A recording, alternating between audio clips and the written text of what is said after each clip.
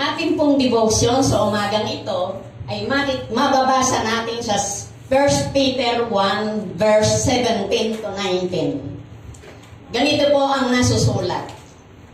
Walang kinikilingan ng Diyos. Hinahatulan niya ang mga tao ayon sa mga ginawa nila. At dahil tinatawag ninyo siyang Ama, mamuhay kayong may takot sa Kanya habang kayo'y nasa mundong ito. Alam ninyo kung ano ang ipinuntubo sa inyo sa walang kabuluhang pamumuhay na inyong minana sa inyong mga magulang. Tinubos kayo hindi sa pamamagitan ng mga bagay na nasisira tulad ng ginto o pila, kundi sa pamamagitan ng mahalagang dugo ni Kristo. Siya'y tulad ng korderong walang dungis at kapintasan. Salamat po sa pagkabasa ng kanyang banal at makapangyarihang salita. Tayo po ay sandaling yumuko at manalangin. Oh yes, Lord God, salamat po sa pagkakataong ito na kami ay muling makapag-aral at makapakinig ng iyong mga salita. Nawa po, buksan mo ang aming mga puso at isipan upang sa ganoon aming maintindihan at aming maunawaan at maisapuso ang lahat ng salita o ang lahat ng mensaheng gusto mong iparinig sa amin ngayong umagang ito. Kaya we pray, O Lord, that your holy presence be felt by each and every one of us this morning. This we pray in Jesus' name. Amen and amen. Diyan po sa ating binasa, 1 Peter 1, 17-19, diyan po ay may sinabi po riyan ng ating Panginoon ay walang kinikilingan. Ano po ba ang pagkaunawa natin sa salitang walang kinikilingan? Ibig pong sabihin, ang Panginoon ay walang itinatangi. Wala po siyang tinatampihan. Wala po siyang favoritism. Wala pong favoritism sa ating Diyos. Dahil ang ating Panginoon ay hindi po nasusuhulan. Siya po ay patas tumingin. Amen po. Kaya kung ano ang mga pinaggagawa natin nung tayo ay nabubuhay pa dito sa mundo, yan pong mga iyan ang gagamitin ng ating Panginoong Diyos na sukatan sa paghatol sa mga ginawa natin dito sa ating sa lahat ng ginawa natin dito habang tayo ay nabubuhay. Dalawa lang po ang batayan ng ating Panginoon. Titingnan, ito po ay ang mabuti at ang masama nating ginawa. Be it good or evil, wala pong in-between dito. Wala pong, dahil ang Panginoon ay tumitingin lamang sa mga mabubuti at masasamang ginagawa natin. Dahil meron po siyang book of life na hindi po natin maitatanggi dahil yan po ay nakatala na sa ating Panginoon. Ang mabuti at masama po na ating ginawa, hindi po basihan na dahil maliit lang po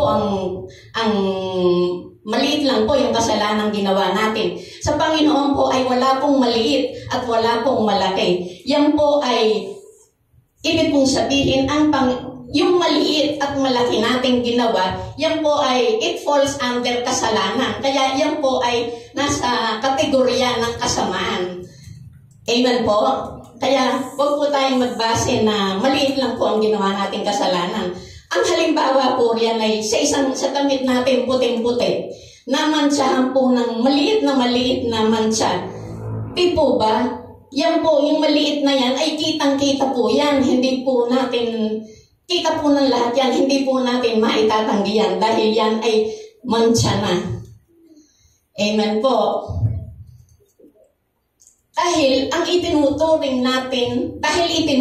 natin ang ating Panginoon na siya nating Ama, kaya dapat po ay meron tayong takot sa Kanya habang tayo ay nabubuhay pa dito sa mundong ito. Amen. Ano po ba ang pinangtubos sa atin ng ating Panginoon? Ano po ang pinangtubos niya?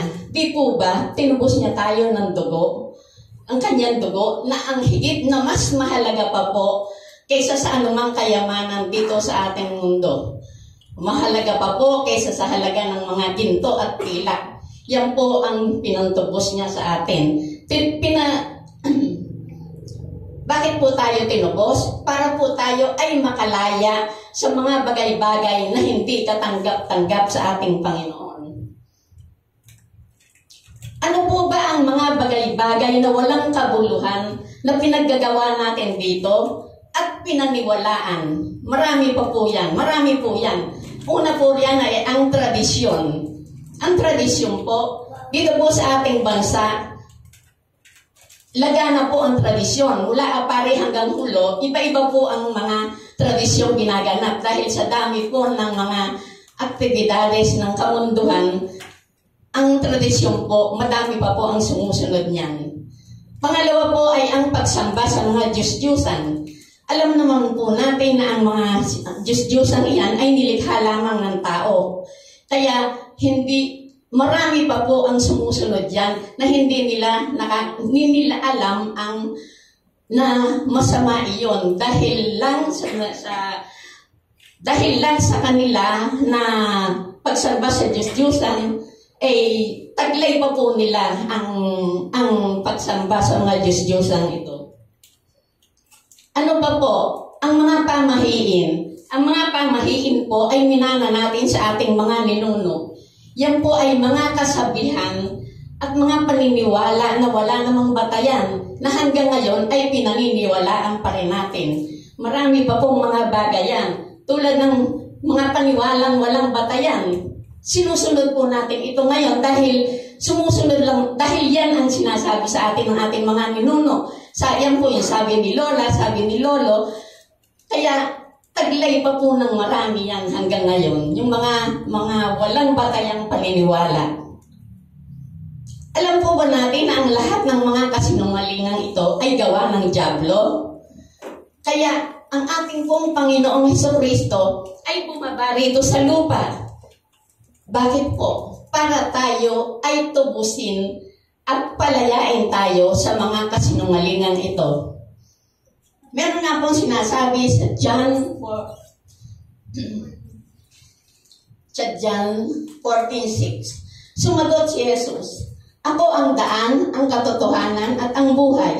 Walang makakapunta sa Ama kundi sa pamamagitan ko."